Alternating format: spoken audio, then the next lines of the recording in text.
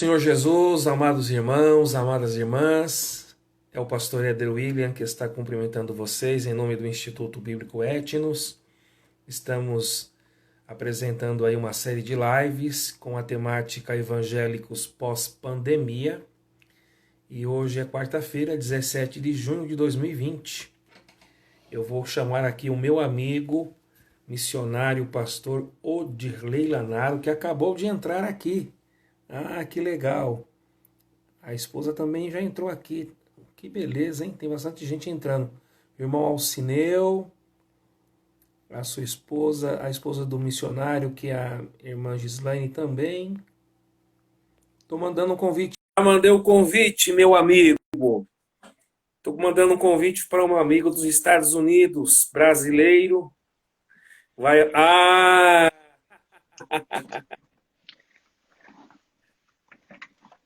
Me ouve bem? Estou te ouvindo perfeitamente. Está me ouvindo? Muito bem. Te ouço como se você estivesse aqui do meu lado. Que bom, que bom, meu Ah, que amigo. saudades do tempo que a gente tomava aquele café na Zona Leste, Sim, depois também. do culto. Pô, aquele pãozinho francês, hein? Aquela padaria que a gente ia lá era fenomenal, hein? É, muito boa. Também tô com saudade. Meus irmãos, para quem está entrando aí, eu estou recebendo o meu amigo do peito, pastor missionário Odirley Lanaro, servo de Deus honrado, casado, pai de família, tem duas filhas lindas, uma esposa muito prestativa na obra. São amigos da nossa família, somos amigos deles. E eu convidei ele para fazer essa live, para a gente bater um papo bem tranquilo, durante uma hora, porque o tempo, Odilei, que é o Instagram, ele vai fornecendo. E aqui, é bem informal o bate-papo, não tem formalidades, tá? Tá bom. Então, assim, se entrar alguém aí na live que é conhecido teu, você pode mandar um abração, fica na paz aí. É só um aviso. Pessoal que está entrando agora, no rodapé do Instagram tem um aviãozinho. Se vocês clicarem no aviãozinho, vocês vão mandar um direct para sua rede de contatos. E aí vocês convidam os seus colegas, se assim vocês quiserem, para participar da live com a gente. Daniel da Silva está mandando aqui o oi. É meu brother. Um abraço, Dani. Brother. Maicon, Adriano Cavalari, Laís Alencar, A Lala. Um abraço, Lala. aqui Gislaine, aqui é tua esposa, não é? Minha esposa, my wife. Oh, missionária Gislaine, a missionária Leila está te mandando um abração. E os meus meninos, que já não são mais meninos, e eu estou tentando aqui, Odilei, fazer com que o Eliseu ele entre aqui na live, o genro do Natan. Natan. Eles é meu brother. Sandrão. Um abraço, Sandro. Você sabe que o Natan é tio da Leila, também Sei, por sei. tabela é meu tio. Então, por tabela, eu já considero o Eliseu meu primo também. É, família boníssima. Eliseu é um brother. Ah, olha, Brother. ah, entrou, Ai, acabou de entrar. Olha lá, ele entrou. fala, Eliseuzão. Chegou. Eliseu, Patrícia, toda a família. Chama o velho lá, chama o Natan, chama a Marlene. Avisa eles, Eliseu, que a gente está aqui, ó, tendo um contato Curitiba, United Fala. States of America, com meu brother aqui. André Luiz acabou de entrar, legal, muito bom, muito bom. Olha aí, ó, ele escreveu paz, pastorzão. Tamo junto, Eliseuzão. Estamos ao vivo, Olha, eu ao estou vivo. muito contente de te receber. Ah, deixa eu ver um recadinho aqui da sua esposa. Olá, queridos pastores, amigos, um beijão para vocês todos. Leila, venha tomar um café aqui. Ah, tudo bem, eu vou tomar um cafezinho com vocês. Não chama a Leila aí, Rapidinho. ok? Qualquer hora dessa a gente vai tomar um café. Faz um bate e volta. Toma um café e já volta aqui pro Brasil, né? Seria tão bom tê-los aqui com a gente um pouquinho, nem que fosse para um abraço. Ah, mas fica tranquilo. Entrou também a Grace Dias, que é uma diaconisa da nossa igreja, professora da IBD, seu esposo, o Amém. presbítero Miguel, e a Radassa, é uma família muito querida. Também entrou aqui a Jocileide, a Letícia. O Fala, convite é Lê. para 5. Letícia Vitória também entrou. Lê. Um beijo, Lê. Ah, Julian, Evandro, Lima. Tem bastante gente entrando aí. O Evandão. Legal. Um abraço, Evandão. Evandão é brother, Semijoias, olha irmão. aí, o negócio vai ser forte hoje É, aqui. vai. Que Semijoias é um legal, muito parceirão. bom, muito bom. Olha só, eu quero primeiramente te agradecer. Tá Não, eu que entrando agradeço. também aí, mais gente, meu pai. Deixa eu correr aqui. Eu quero te agradecer, Odilei, porque a gente tem na igreja, na vida cristã, ao longo dos anos, muitos irmãos e muitos colegas, mas Sim. amigos, a gente sabe que são selecionados, e não selecionados por nós. Eu entendo que Yeah, amigos são presentes que Deus dá para a gente. E eu falo yeah. agora, sem nenhuma demagogia, que o irmão, a sua esposa, suas filhas são amigos verdadeiros, Amém. genuínos, porque os verdadeiros amigos eles são provados nos momentos mais difíceis da nossa vida. Verdade. Ah, só um minutinho aqui, a pessoa está se identificando. Paz do Senhor, pastor Odilei, está mandando a paz aqui, ó. Deixa eu ver quem que Arcelino, Adriano, Arcelino, Deus é. É a abençoe, seja bem-vindo. Adriana e o Celso Ricardo Santana também. Celção, Legal. Celso. Arcelino, isso, o pessoal aí está entrando. Meus irmãos, vamos falar sobre obra missionária. O pastor Ordilei, ele vai contar um pouquinho para a gente sobre a sua experiência transcultural. Ele Uhum. está hoje nos Estados Unidos. Qual a cidade e o estado que o senhor está? Cidade de Dallas, estado do Texas. Dallas? É, Dallas. Uma cidade bem conhecida, Você sabe que bem eu sou icônica. meio pré-histórico.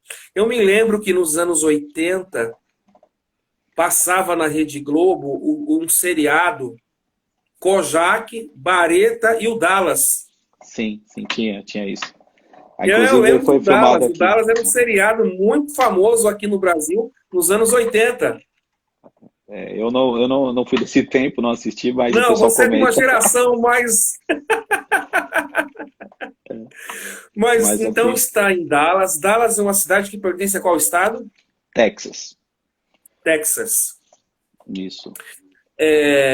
Meu querido, passa para gente aí umas informações introdutórias sobre a sua trajetória cristã, de forma bem resumida, né? Porque, deixa eu passar aqui no cronômetro, o Instagram já me avisou que já gastamos 7 minutos e 55 segundos. Fala um pouquinho da sua atividade, a sua trajetória cristã, seus primeiros passos em Cristo Jesus e já a sua chamada para o ministério. Como é que foi? Sim. A gente começou numa família evangélica, família cristã, pais cristãos. Na verdade, o meu nascimento foi um nascimento de divisor de águas para a vida do meu pai. Meu pai, ele veio a converter o coração dele ao cristianismo no meu nascimento, né? Minha mãe teve uma gravidez muito difícil, um parto muito difícil. Enfim, Deus fez um grande milagre, né? E nisso meu pai firmou os pés dele com a gente, com a minha mãe e com a gente, com a família na igreja. E a gente cresceu num lar evangélico, sendo ensinado, catequizado ali, né? Escola Bíblica Dominical, os cultos, e desde muito criança. Mas a gente sabe que o menino na igreja, né, mesmo criado pelos pais, ele precisa ter o seu próprio encontro, né? Naquele ditado que filho de peixe, peixinho é, isso não condiz.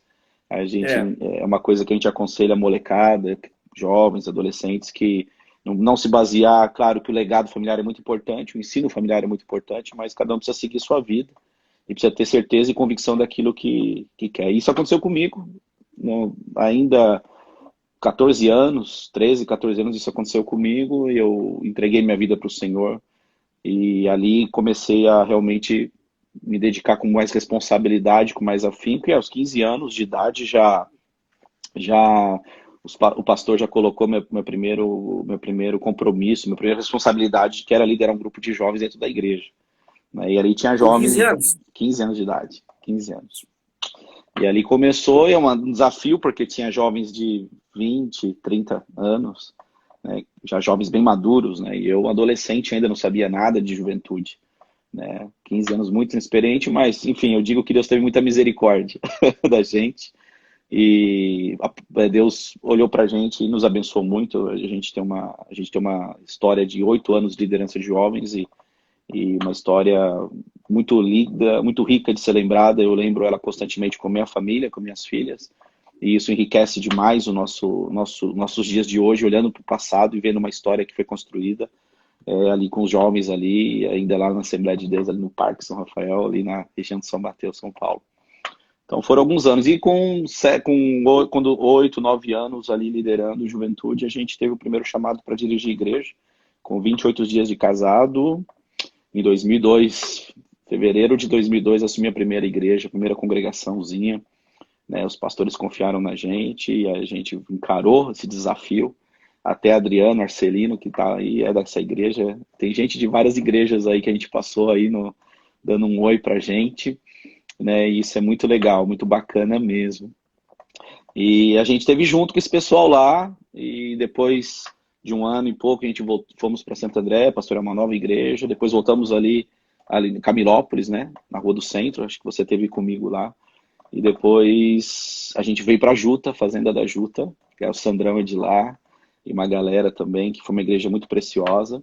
Depois ficamos por longos quase 11 anos em Cidade de Carvalho, Zona Leste, São Paulo, Itaquera. E Sim. por último, a mais recente foi a Parque João Ramalho, né, a Urucuri, ali em Santo André, uma igreja preciosa também. O Eliseu, onde eu conheci o Eliseu, o Natan, essa família fabulosa ali que Deus preparou pra gente. Enfim, cada igreja que a gente passou tivemos histórias. E dentro desse tempo a gente teve a oportunidade de visitar a África e tive a oportunidade de participar de um trabalho na África, depois participei de um trabalho em Honduras com os missionários da nossa igreja, depois tive oportunidade de estar indo para o Haiti, agora o ano passado, fazer um trabalho missionário muito bonito no Haiti. E a galera, né, a gente é missão, porque eu lembro que aos meus 15 anos, meu primeiro livro que eu li foi do Oswald Smith, né, O Clamor pelo Mundo, né, ou O Grito do Mundo, né. Esse foi o primeiro livro que eu li, assim, cristão, sem ser a Bíblia.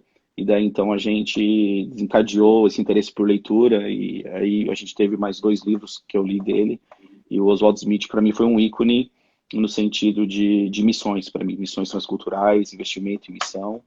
E eu sempre tive esse olhar voltado para a obra missionária e esse desejo voltado para a obra missionária.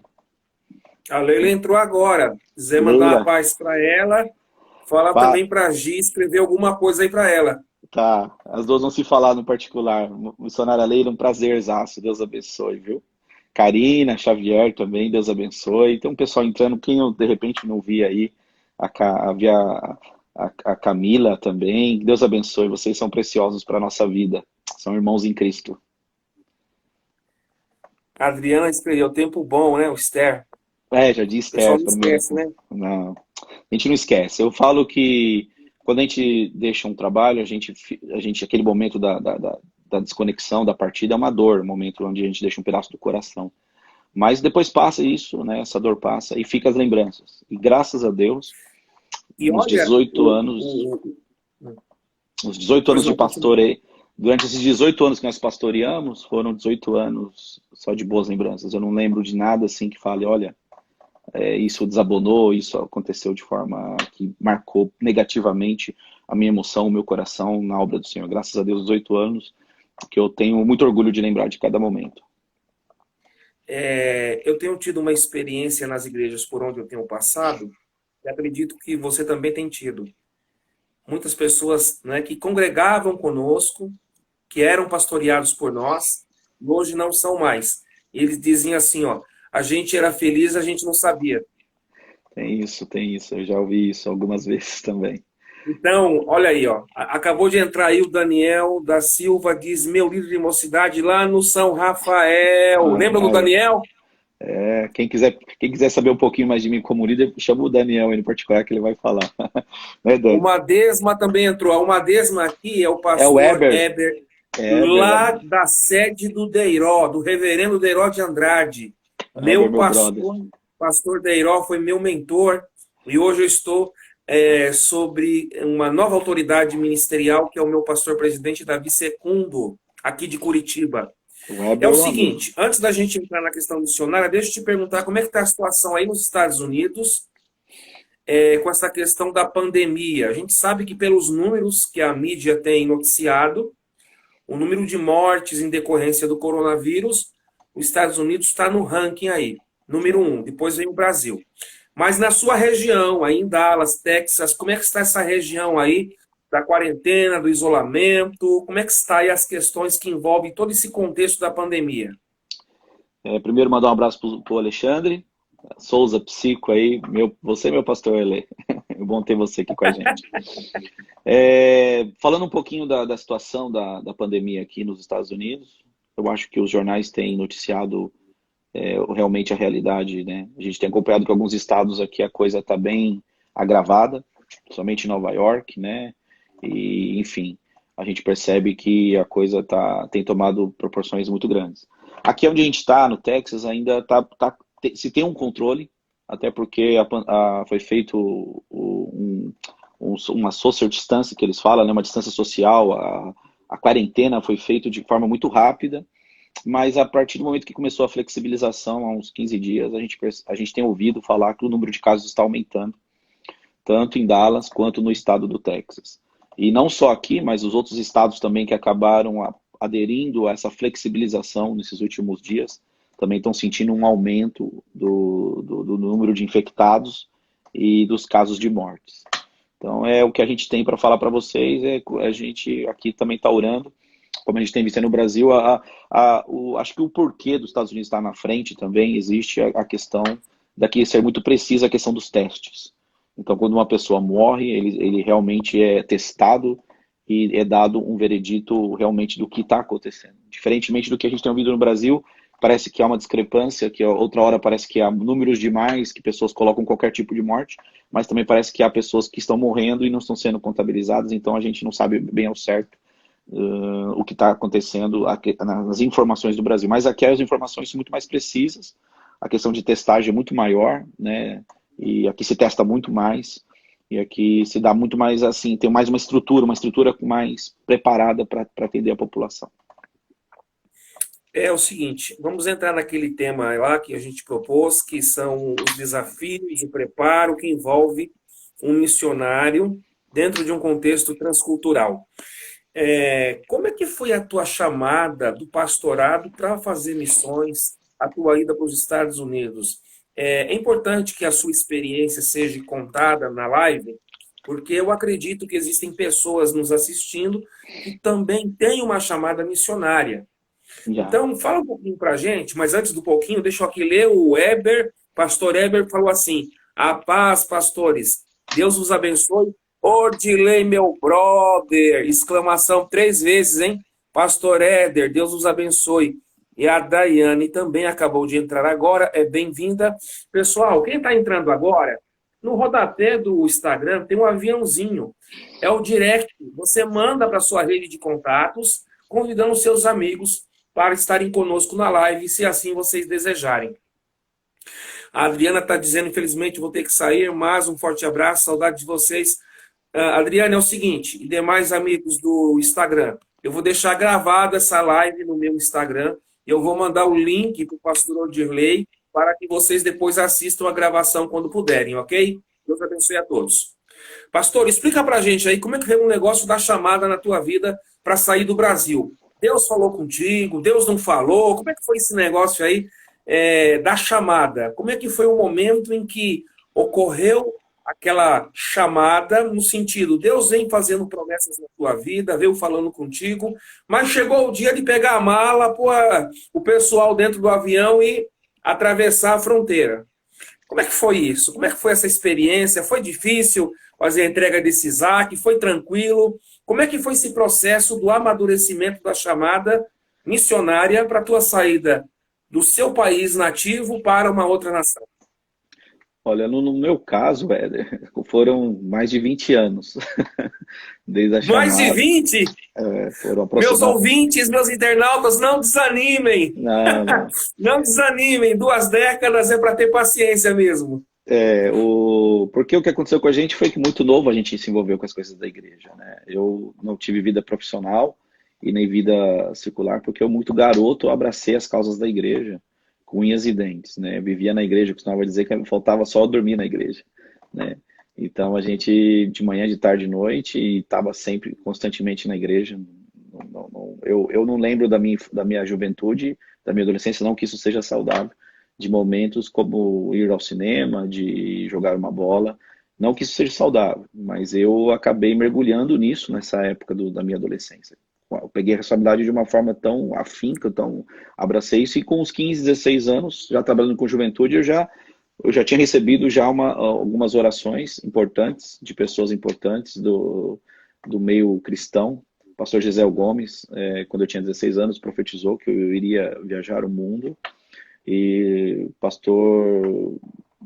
pastor secretário de missões do Sename na época, Anísio do Nascimento, um culto também na nossa igreja, ele profetizou que eu iria viajar o mundo. Enfim, a gente foi recebendo palavras, mas eu não peguei isso como um amuleto e falei, vou ser missionário. Não, eu comecei a trabalhar amando missões, fazendo missões locais, né? Fui representante de missão na minha igreja e fiz peça missionária com a galera. A gente fez de tudo que podia ser feito para missão, para levantar fundos, para arrecadar fundos, e enfim. Mas interessante que a minha primeira viagem para fora, posterior, não foi uma viagem de passeio, não porque eu não quis, foi porque eu não tinha condição, mas eu sempre quis, tinha um sonho de viajar de avião. E a primeira viagem que me surgiu foi uma viagem missionária, onde a igreja me abençoou com essa viagem e a gente foi. E eu lembro que foi para a África, foi para o Senegal, e foi uma experiência maravilhosa, eu voltei impactado, e isso foi somando. Então, ao longo desses 20 anos, foram coisas que foram somando no meu coração, né? E Deus falando de uma questão de levar a gente para uma esfera diferente, para um campo diferente, né? Porque aquilo que a Bíblia diz, o campo é o mundo, né? Eu sempre quis ser do Senhor no sentido dele fazer aquilo que ele quisesse na minha vida. E quando a gente recebeu a oportunidade de vir estudar aqui no CFNI, de estar em Dallas, de ter esse contato aqui internacional, de ser abrigado por um país, de morar, porque uma coisa é você ir viajar, ficar 15, 20 dias, outra coisa é você morar, onde você vai ter que absorver a cultura, se socializar com aquele povo, e isso foi um desafio. Mas antes de tudo isso acontecer, a gente estava orando e demorou aproximadamente aí uns 5, 6 anos para que Deus confirmasse todos os passos e fosse confirmando. E a minha oração sempre foi, se é a vontade do Senhor, o Senhor vai confirmar, e o Senhor foi confirmando. Então eu recebi vários milagres, vários, vários, vários milagres. Desde o dinheiro para tirar o passaporte, provisão financeira, né? Provisão financeira para tirar o visto, provisão financeira para embarcar na aeronave para vir para cá, provisão financeira até hoje. Hoje nós somos totalmente dependentes de ofertas missionárias. Totalmente dependente. Eu não tenho vergonha de dizer isso. Eu vou dizer que no começo era difícil para mim, né? Eu sempre fiz uma oração que eu queria ter condições de abençoar. Mas hoje eu entendo que o Senhor chamou os levitas, né? E os levitas vão ser cuidados, né? E Deus, graças a Deus, tem cuidado da gente, tem cumprido a sua parte dessa missão, e nós temos procurado com muito empenho cumprir a nossa parte, né, que é a mais importante, é cumprir o nosso papel, sendo fiel ao Senhor e trabalhando com muita disposição e com muito amor, servindo as pessoas. Meus queridos irmãos, irmãs, internautas, estamos recebendo na live o meu amigo, pastor e missionário Odirley Lanaro, que está em Dallas, no Texas, Estados Unidos, fazendo a obra de Deus com sua esposa, filhas. Ele é brasileiro, mas ele está ali na América do Norte, nesse novo desafio que Deus tem entregue nas mãos dele. Ouvimos aí cerca de 18 anos pastoreando no Brasil, liderando É. mocidade desde a sua adolescência, 15 anos. Se eu estiver errando nos dados, me corrige aí. Não, tá certo. E não teve nem lua de mel, com 28 dias de casado, já começou a pastorear. Isso é uma coisa que eu também não aconselho, e nem digo que é salutar ou saudável, mas com a gente aconteceu assim. Com a gente foi menos de um mês, com 20, eu acho que foi 28, 29 dias mesmo. Eu e minha esposa estávamos assumindo a primeira congregação. Eu tinha 24 anos, ela estava pouco completado 23. Nós tínhamos casado em janeiro, antes de fevereiro, finalizar fevereiro, nós estávamos pastoreando a nossa primeira igreja, a congregação que nos aturou, teve muita paciência. Eu sempre digo que as igrejas por onde passei, elas foram muito pacientes. O povo foi muito paciente, porque eu sempre me julguei muito inexperiente. Eu sempre me julguei uma pessoa muito necessitada de aprender, né? Então, eu sempre precisei da paciência das pessoas. Sempre estive com obreiros mais velhos, isso me ajudou muito, obreiros mais, não vou dizer velhos, anciões, obreiros mais capacitados e treinados ao meu lado, e isso me ajudou muito. Por onde passei, eu tive presbíteros maravilhosos, e eu sempre respeitei as cãs brancas, no sentido de, não só porque eles estavam há mais tempo na obra, mas porque eles tinham mais a me ensinar.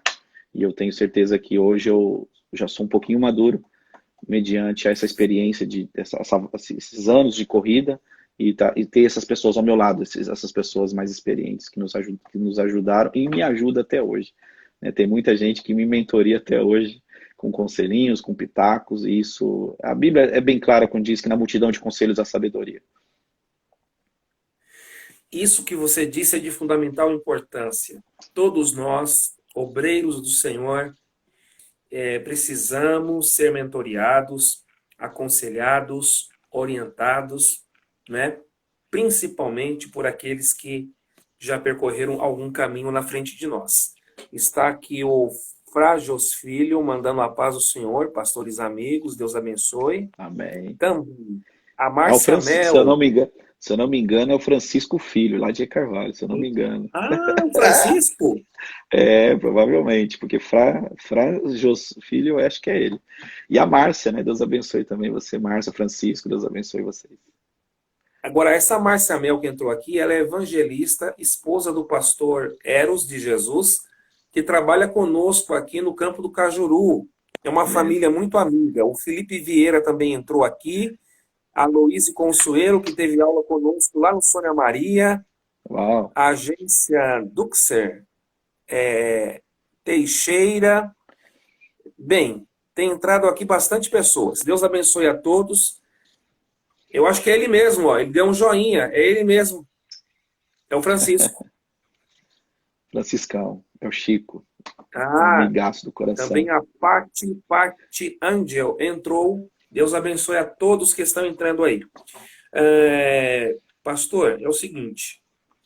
Passa para a gente aqui, para os nossos internautas, algumas dicas, alguns conselhos relevantes sobre o preparo do missionário em sua terra nativa, antes que ele alce voo e vá para as fronteiras transculturais. Como é que deve ser o preparo desse missionário? O senhor disse aqui que antes da sua ida como missionário para os Estados Unidos, realizou viagens missionárias para a África, no Senegal, Honduras, Haiti, e durante um bom tempo foi pastor aqui no Brasil. Então, dentro desse know-how que você tem hoje, porque você está no campo, alguém está nos assistindo aqui e tem uma chamada missionária. Então, Amém. passe para nós aquilo que Deus ministrar no teu coração sobre a questão do preparo. Claro, evidente, você precisa ter uma boa teologia, né? Você precisa ter uma boa escola, um bom seminário. Você precisa ter contatos com pessoas que já têm uma vasta experiência no campo missionário. Desde os meus 15 a 16 anos, eu recebo mensalmente informações da CEPAL, Kairos, Portas Abertas. São agências missionárias relevantes no Brasil, que têm uma história, que pode passar muito. A gente se conecta com gente fora também, que respira a missão, né? A história tanta gente que fez evangelismo, até os nossos patriarcas, os nossos fundadores da Assembleia de Deus no Brasil, né, os nossos missionários também. Então, assim, primeiro você tem que ter essa paixão, esse desejo, esse olho voltado para a missão. E missão, eu digo que a missão, a igreja ela não precisa falar de missão, mas ela respira missão, porque missão é cuidar de gente.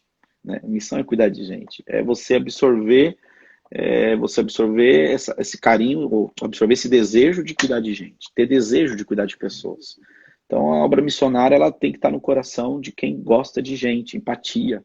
Se coloca lá no nome do outro que sofre, que precisa de de atenção, de amor. Então, assim, e a dedicação, e o caminho. E assim, o tempo é muito importante. O tempo, eu acho que tudo que é muito rápido, né? Eu costumava ouvir isso dos pastores mais antigos, que é a diferença do galo de granja e o galo do caipira, né?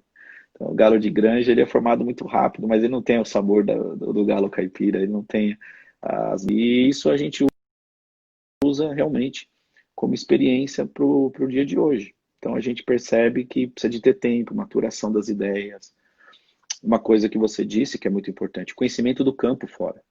Né? A pessoa precisa viajar, conhecer outras culturas, ficar em outros lugares para ver como é que funciona, como é que é.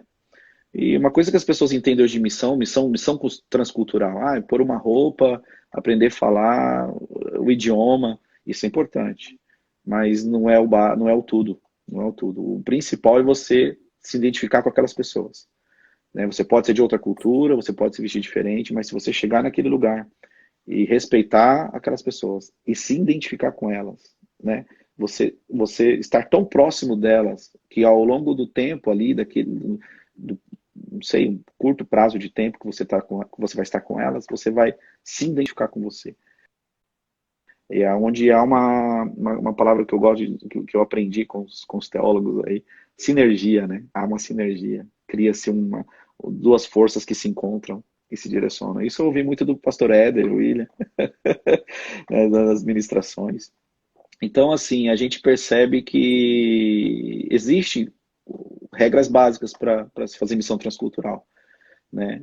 E uma coisa que missão transcultural não é turismo. Né? Uma coisa que missão transcultural não é uma experiência fora do país. Não, missão transcultural ela é você abraçar as pessoas, se colocar no lugar delas. A gente tem ajudado aqui como pode, seja na doação de alimentos, tem igrejas que fazem campanhas para doar alimentos, a gente vai ajudar. Aqui dentro a gente atende famílias americanas, famílias hispanas, e a gente tem hoje feito aconselhamento pastoral, aconselhamento matrimonial de jovens. A gente tem dado, há pouco tempo, Deus permitiu que a gente desse um curso matrimonial para um jovem americano que se casou com uma belga, brasileira belga, e a gente tem tido essa experiência. Então, assim, é se colocar no lugar do outro, né? É estar no lugar do outro, né? Eu costumo dizer que a gente fala muito do Islã e fala muito de outras religiões que são difíceis do Evangelho. Eu acho que o que é difícil é as pessoas falarem que o Evangelho não consegue alcançar essas pessoas. Porque missão transcultural não é só se vestir, não é só falar o idioma, ou saber a cultura local. É se colocar no lugar das pessoas, é respeitar as pessoas, é se envolver com a vida das pessoas, é socializar com as pessoas de tal maneira que elas te conheçam e você conheça elas. Entendeu? Então, isso leva tempo, isso leva sinceridade, leva caráter, valores. Então, a pessoa também, para fazer missão, ela tem que estar muito bem trabalhada espiritualmente, os seus valores, o seu caráter, ela tem que saber onde estão as suas falhas, porque falha todo mundo tem, onde ela vai ter que trabalhar, qual é o lado mais fraco da sua vida, que ela vai ter que proteger, reforçar isso com espiritualidade, com oração. Mas ela tem que conhecer o seu caráter, tem que saber os seus valores, por que caminho ela vai andar e por que caminho ela não deve andar. Isso é muito importante. Meus queridos internautas, amigos, irmãos, irmãs, para quem está entrando agora, eu estou recebendo o meu amigo, pastor e missionário brasileiro, mas ele está lá nos Estados Unidos, Odilei Lanaro. Ele está em Dallas, no Texas, juntamente com a sua esposa, suas duas filhas, fazendo a obra de Deus. Por mais de 18 anos, ele pastoreou aqui igrejas das Assembleias de Deus em nosso Brasil, mas um novo tempo chegou para ele. Há quanto tempo que você já está nos Estados Unidos? E uma segunda pergunta já, para não perder o embalo. Quais são os grandes desafios que o missionário encontra quando ele chega no seu local de base missionária? Quais são os grandes desafios que ele encontra, os grandes enfrentamentos que tem pela frente? E há quanto tempo que você está aí já com a família fazendo missões nos Estados Unidos? Ok. Antes de responder essa pergunta, eu quero dar um bem-vindo para a Midian, para a família, para o Nilson, Opa! abraço para o Natan também, que Deus abençoe vocês. Passou alguns nomes aí rápidos, eu não pude ver todos, Ah, mas O Natan entrou, ó. Ó o é Natan. muito bom ver Tio vocês aqui com a Natan, tia gente. Marlene, prepara o frango aí. Fala o negócio do frango aí. Fala da metáfora do frango para quem entrou agora, porque tem crente que é muito apressado para fazer a obra, né? Eu acho, Fala de novo essa metáfora antes de responder minhas perguntas aí. eu falei agora há pouco sobre essa questão do frango, que muitos, eu aprendi com os mais antigos, os pastores mais antigos, eu ouvi muito isso, que obreiro bom é aquele que é feito com o tempo. E aí usa a analogia do frango de granja e o frango caipira, né? O frango de granja é aquele que fica pronto, mas não tem muito sabor, né? Para pegar tempero tem que temperar muito, cozinhar muito, pôr muita coisa. Agora o frango caipira não. Não precisa pôr nem muito tempero, que ele mesmo já tem um sabor, um gosto, né? Porque levou muito mais tempo e muito mais tempo para ficar pronto para ser levado à mesa. E é isso aí. Me permita te interromper. Me permita te interromper. Seria certo dizer que para ser um missionário tem que se tornar um frango caipira? Ser criado tem que ser criado pelas mãos de Deus, alimentado pelas mãos de Deus, né? Porque não adianta só ficar sentado numa cadeira e aprender muito conteúdo, conhecer muita coisa e muito rápido e muito jovem, né? Não que eu não sou contra isso, que eu fui para a igreja muito jovem, acho que cada um tem seu chamado, mas o tempo é importante. O tempo é muito importante, a própria Bíblia nos ensina isso. A própria palavra nos ensina isso, não tem como a gente contradizer essa questão que o tempo é importante, que a maturidade é importante, que tudo faz-se com o tempo, né? Não, nada é construído de uma forma muito rápida, né? Então, é por isso que a gente tem falado que para as pessoas terem paciência e calma, e o tanto tempo que a gente levou para hoje estar aqui, e a gente veio para cá porque Deus trouxe. Uma pergunta que muita gente faz: quando você vai voltar? Eu falo assim: eu vou voltar quando Deus quiser. Né? Minha vida é dirigida por Deus. As pessoas ficam meio loucas, malucas, quando eu falo assim: fala, como vocês não têm planos? Eu falo assim: não, meu plano é o plano de Deus. Porque a Bíblia diz que eu posso fazer planos, mas o que vem do coração de Deus, o que vem das mãos de Deus, esse é o que procede, é o que conta, é o que vale. E se daqui Deus quiser que eu vá para o Camboja, para o Butão, para o Laos, não sei, para o continente asiático, africano, a gente não sabe. A gente não sabe o dia de amanhã, o que Deus tem para nós. O A importante é Gi você está estar na falando frente. aqui com a Letícia, dando risadas. Nada de crente de granja. É isso aí, amor. Crente de igreja é muito fraquinho. Então você está há quantos anos aí nos Estados Unidos e os grandes desafios que o missionário encontra quando chega no local determinado por Deus? É, nós estamos aqui, vai fazer 1 ano e 11 meses. É dia, quando for 1 ano e 10, né? Praticamente quase 11.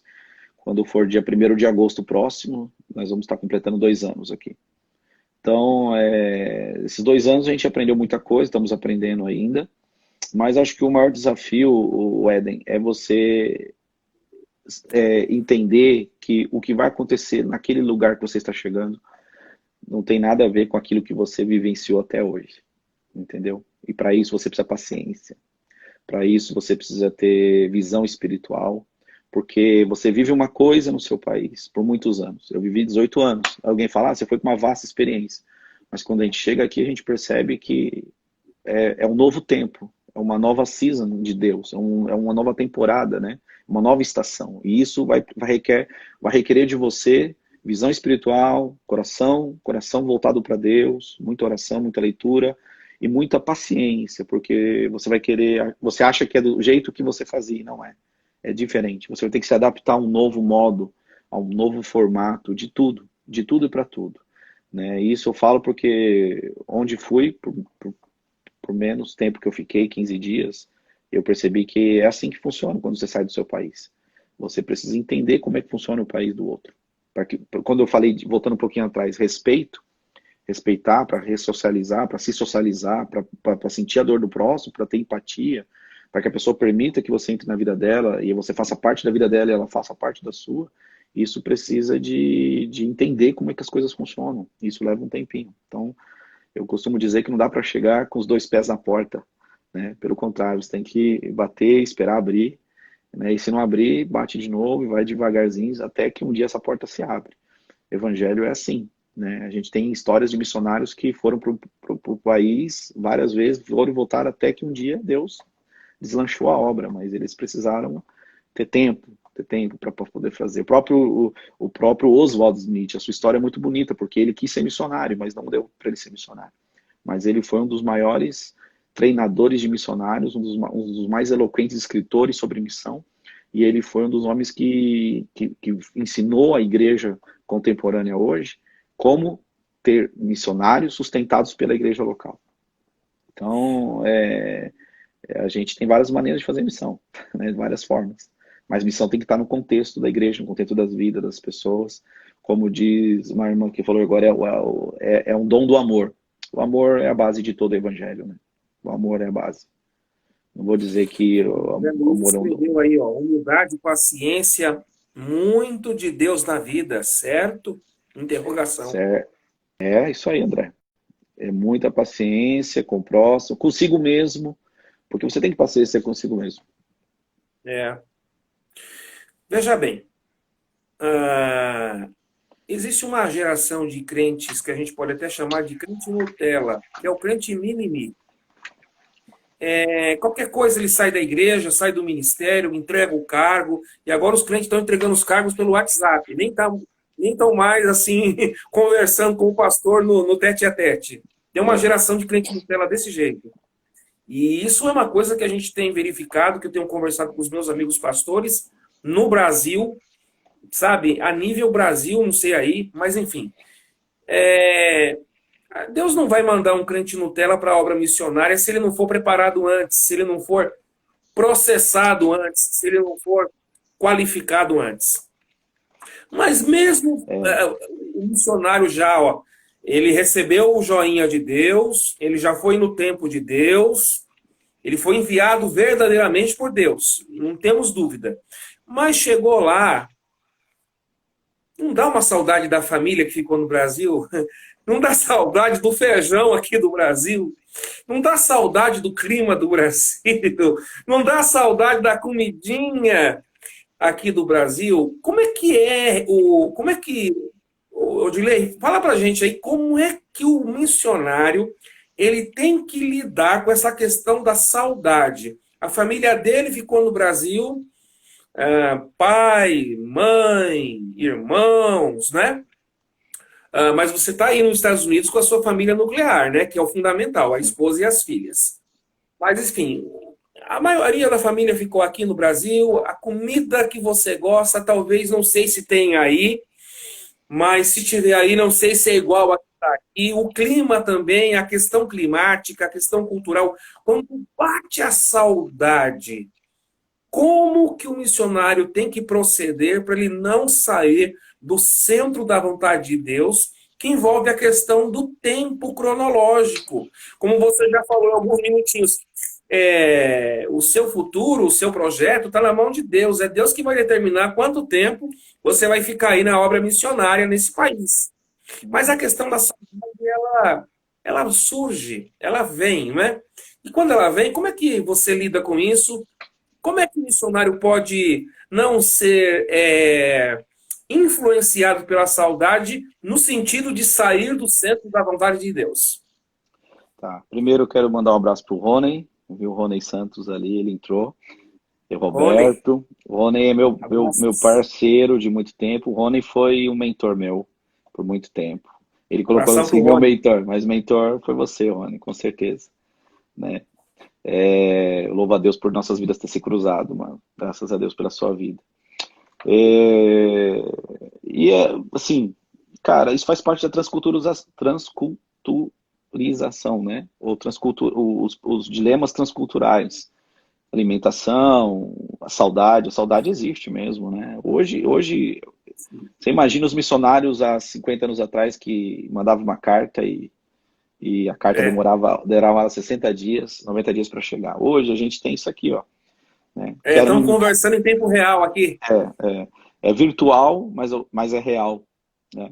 É virtual real. Porque a gente não está junto, mas é real porque você está aí, eu estou aqui e não somos robôs, somos seres humanos de verdade. Então, assim, é virtual, mas é real. Então, assim, isso aproxima demais, isso ajuda. Então, assim, são dilemas transculturais. É uma coisa que o missionário, ou alguém que vai fazer a obra do Senhor fora, ou alguém que vai trabalhar, estudar fora, isso não é só para missionário. Eu conheço muita gente que vai lá, vou para os Estados Unidos trabalhar, e se arrebenta na saudade, se arrebenta com a falta das coisas e volta. E gente que vem a estudar também, não aguenta, entendeu? Então, assim, não é só para fazer missão nessas questões que você tocou aí agora, mas até que ponto você está disposto a sacrificar para alcançar aquele objetivo, né? Até que ponto você está disposto a deixar aquelas coisas que você gosta, que te dão prazer, e que você pode voltar a ter um dia, ou talvez não mais, mas que até que ponto você está disposto a largar tudo isso, a deixar isso de lado para fazer o objetivo acontecer, para fazer o foco de Deus acontecer na sua vida, o propósito de Deus acontecer na sua vida. Então, falando de missões, falando da gente que tem essa fé, a gente acredita nisso, eu acredito nisso. Então, assim, eu sacrifico tudo. Às vezes a gente passa vários dias aqui sem comer determinadas coisas, porque não são, a comida é parecida, mas não é igual. A gente se esforça para ter uma comida muito igual, mas não é, né? Eu estive no Brasil há pouco tempo, no final do ano, e a gente matou saudade de muitas comidas, mas a gente sente falta de muita coisa aqui.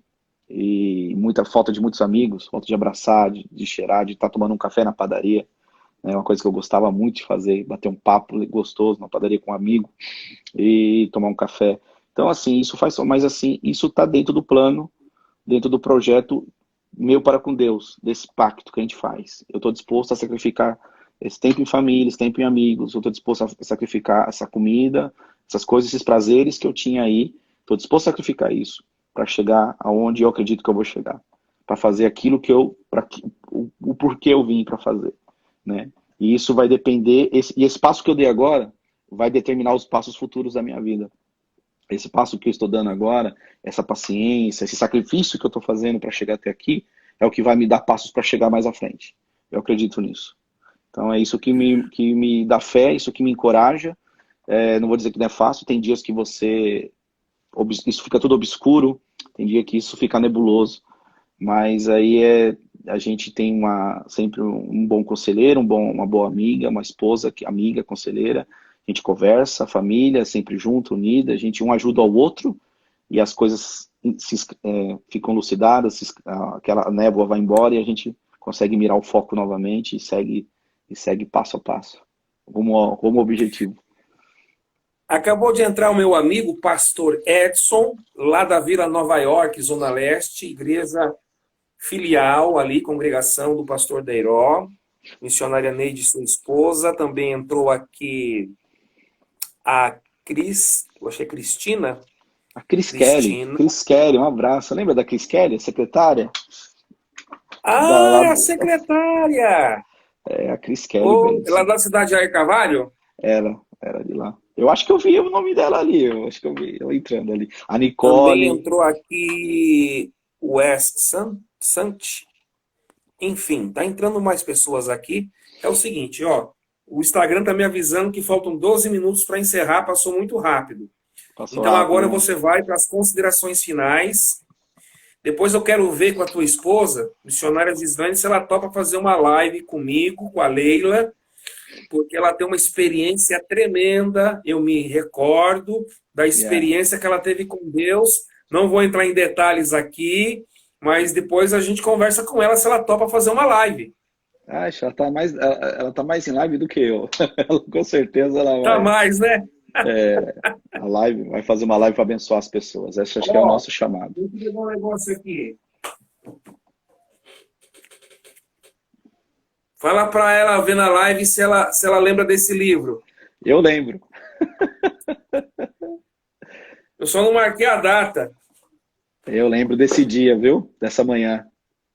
Ela falou assim, ó. Eu vou te dar esse livro para você estudar, porque Deus vai te abrir uma porta do doutorado. Eu estava no seu apartamento e Deus usou a sua esposa. Ela falou, eu vou dar esse livro para você, porque você vai precisar, porque... Olha lá!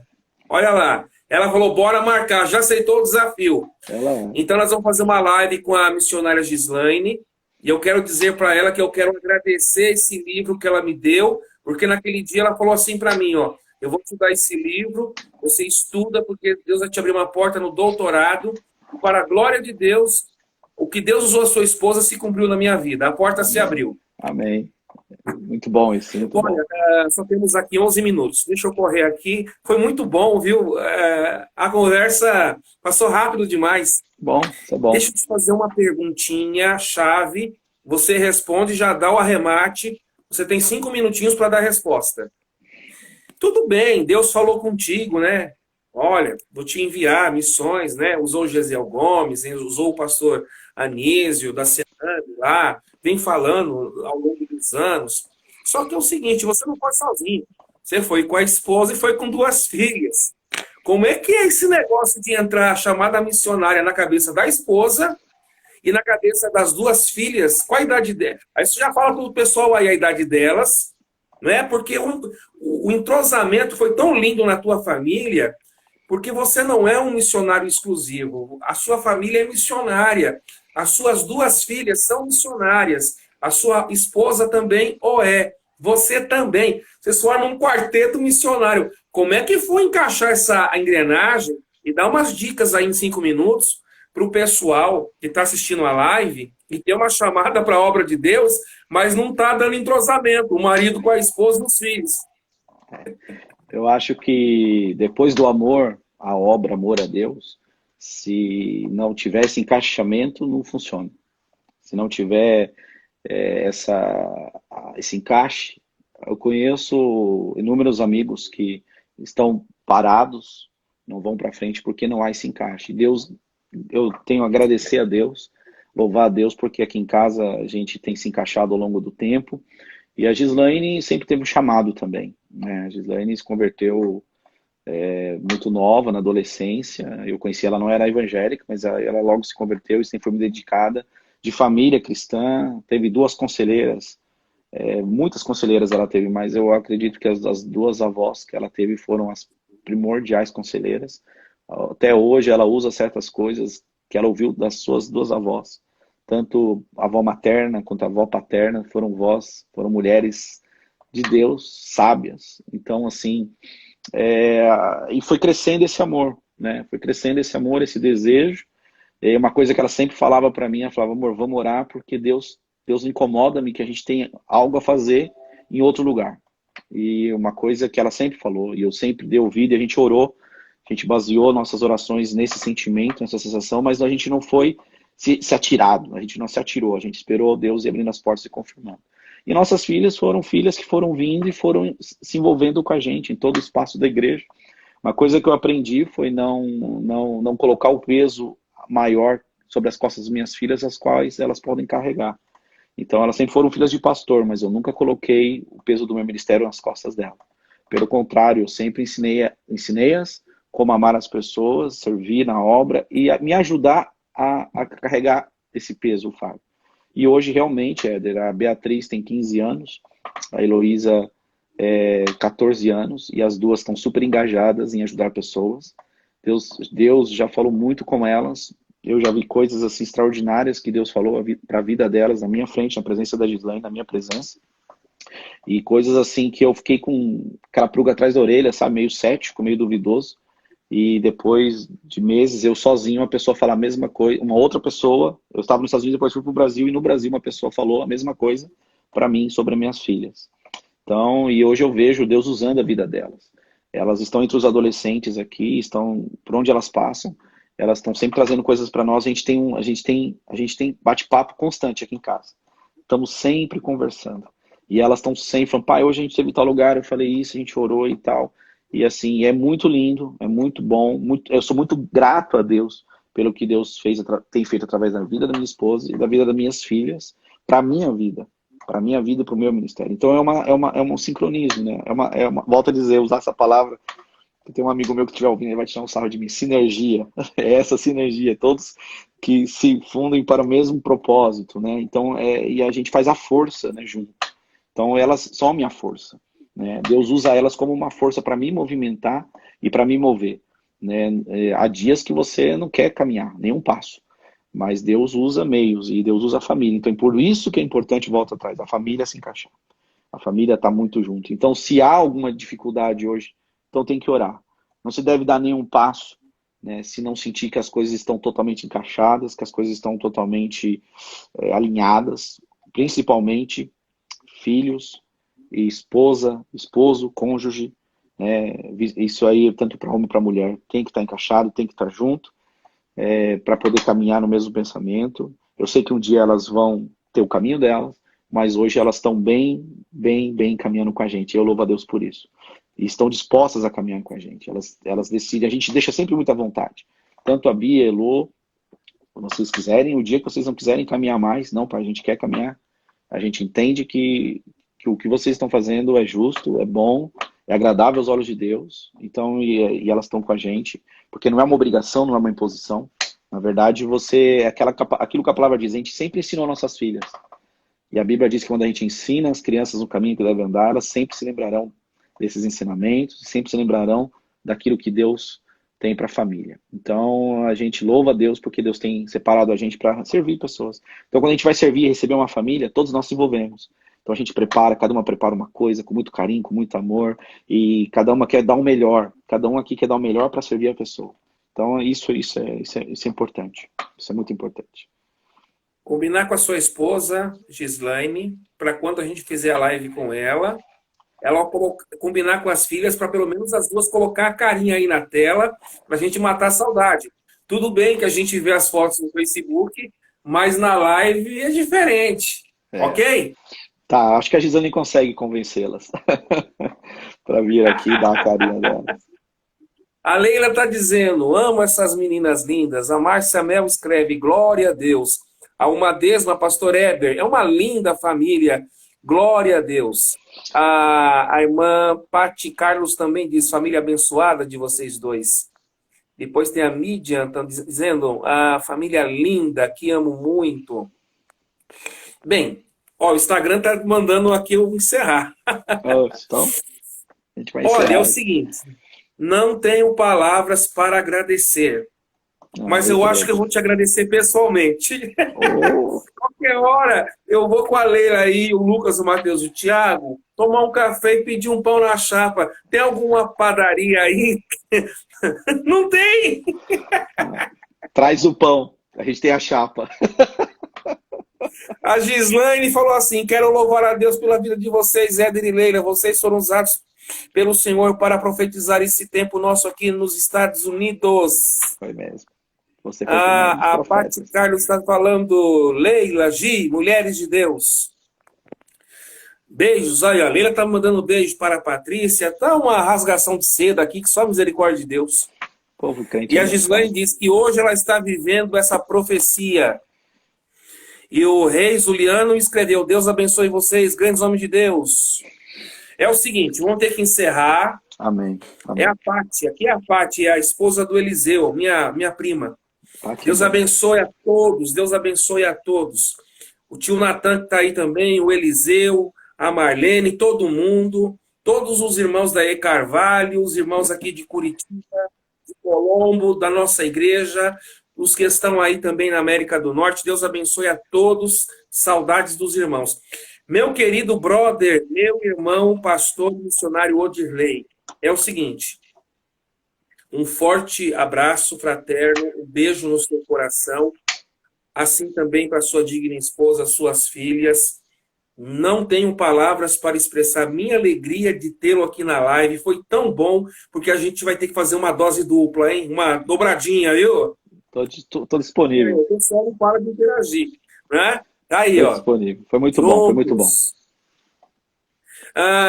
Você tem um minutinho para falar tchau pro pessoal aí. Fala alguma coisa, você tem mais um minuto aí. Quero agradecer a Deus, em primeiro lugar, pela vida, pela oportunidade. Agradecer você, Éder, que é especial, brother, a Leila, essa família que a gente ama muito, vocês são preciosos, meninos. Vocês têm muita parte nessa nossa jornada, nessa caminhada com a gente. É que não dá tempo de falar tudo, mas eu louvo a Deus pela vida de vocês e pela vida dos nossos amigos que estão aí. Essas famílias preciosas, né, que eu gostaria de falar o nome de todos, mas não vou lembrar, mas amo vocês todos, um beijão, né, together, tamo junto. Meu WhatsApp tá aí, precisando, chama a gente, chama aí no direct, a gente ora, a gente conversa, a gente fala das coisas de Deus, tamo junto. Dallas está de portas abertas para todos vocês, o que eu sempre falo, minha casa é uma casa missionária, tá de portas abertas para receber todos vocês. Esse é um prazer poder recebê-los e poder estar com vocês todos. Amo todos, todos aqui que estão aqui na live, pelo menos a grande maioria, teve experiência comigo, com a minha esposa. E eu louvo a Deus por essas experiências que marcaram nossa caminhada até aqui. Que Deus abençoe. Ó, tá acabando. 4, 3.